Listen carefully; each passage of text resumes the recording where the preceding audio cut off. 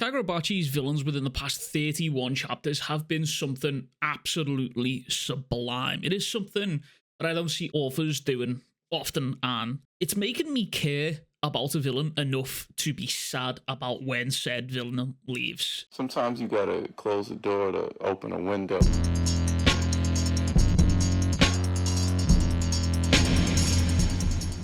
There are 4 current examples of this: Sojo, Kyora, Hiyuki, and now this dude, a nameless individual who we've met before way back in chapter 7. And coincidentally, the first time we ever saw this man, he's interacting with Sojo, a character who has done some serious mental, physical, and possibly even spiritual damage to Chihiro within the space of 31 chapters. And while Sojo is no longer in the story, his presence and the actions he took against Chihiro have a long-lasting consequence. But let's talk about beaches. One of the things that we are treated to within this series is a constant flashback of a beach. Since the chapter 16, when Sojo completely and utterly wiped out the Kamanabe, Chihiro was about to enter his final battle with said Sojo. And as Chihiro could sense the deaths of the Kamanabe, he sank even deeper into the concentration that he needed to defeat Sojo. But this event sat with Chihiro. After all, Chihiro, he gave the Kamanabe the information that they needed to fight with Sojo, and it essentially failed. And in a way, Chihiro knew he would be sending the Kamanabe to their deaths, and thus the beach was still, to this day, is something that haunts Chihiro along with Sojo. Although we're back to current times here, and we are now face to face with the leader of the Hishaku, which is something that is incredibly rare in comparison to most of the series. Takeru bringing in the potential final villain of the series this early kind of feels insane. We are 31 chapters deep, and the villains that this author has written for the series, they feel insane. However, this nameless dude, he handles Chihiro with relative ease. It's even noted by Chihiro, this man doesn't even use an ounce of sorcery here.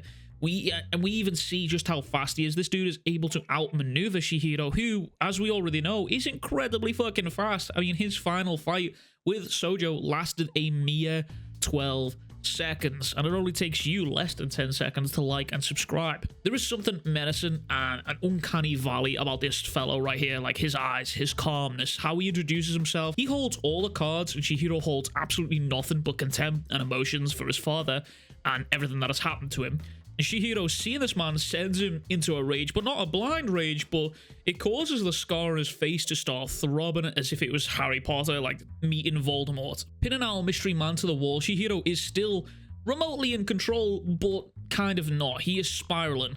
But ignoring Chihiro's questions, he tells him, "I only talk when I feel like it. Now shut up and try to kill me." All while this is happening, the Rakuzaichi auction is still continuing as Kyora continues to auction off items of all variety, the most important of which being the Shinuchi Enchanted blade. Now that is a blade in comparison to the rest. It's sealed very differently.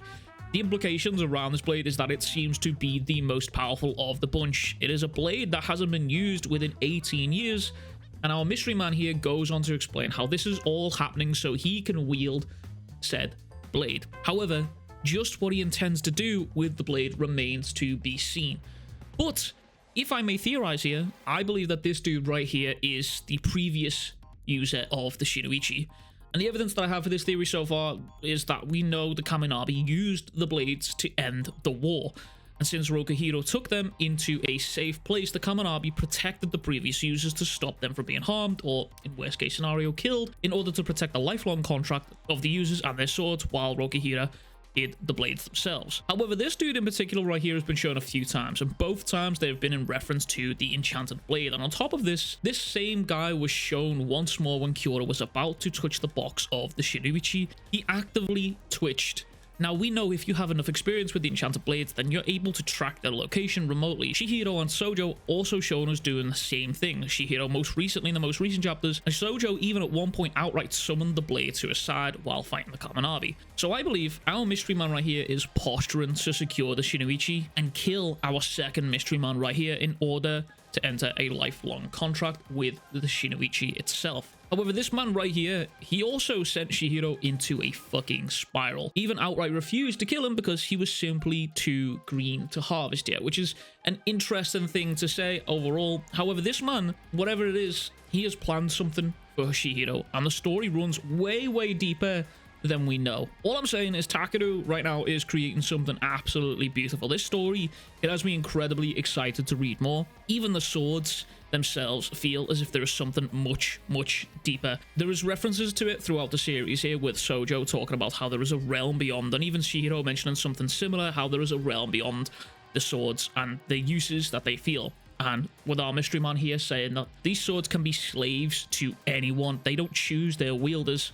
However, Chihiro here seems to think different. He recalls back how you've been by my side this entire time, and we are shown Chihiro cleaning the sword case of what seems to be Cloud Gouger, and there's a lot of symbology within this chapter here. At one point we are shown Sojo's hand holding Cloud Gouger and then Chihiro's hand holding Cloud Gouger. They have been side by side throughout the entire series here. Even though Chihiro has been wielding Enten, Cloud Gouger is something that he has been fighting against, and he's been mirroring almost word for word.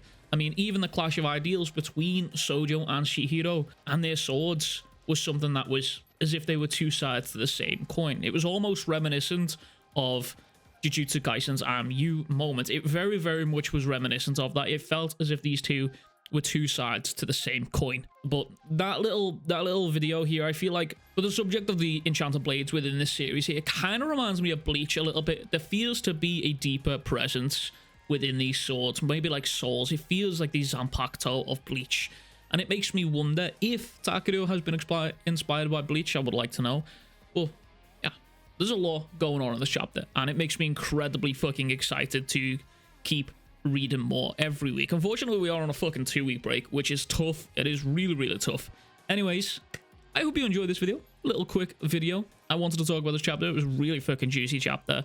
I feel like the villains that are coming out of Kagurabachi recently are somewhat carrying the villains of Shonen right now. Maybe, in my opinion, that might be a hot take here, but considering we have 31 chapters and the villains that this dude Takeru has created so far, it feels very in-depth. It feels nice. There is definitely something raw about these villains in comparison to other series right now.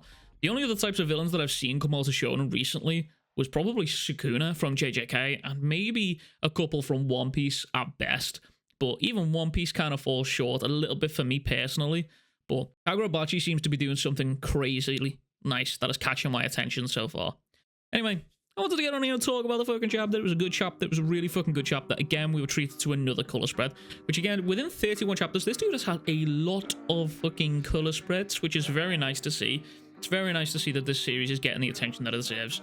Anyways, I hope you enjoyed this video. If you haven't already, make sure to like and subscribe, and I will catch you guys all in the next one. If you haven't already, go drink some fucking water, go tell someone you love them, and I'll catch you guys all in the next one. Much fucking love, big fucking kisses.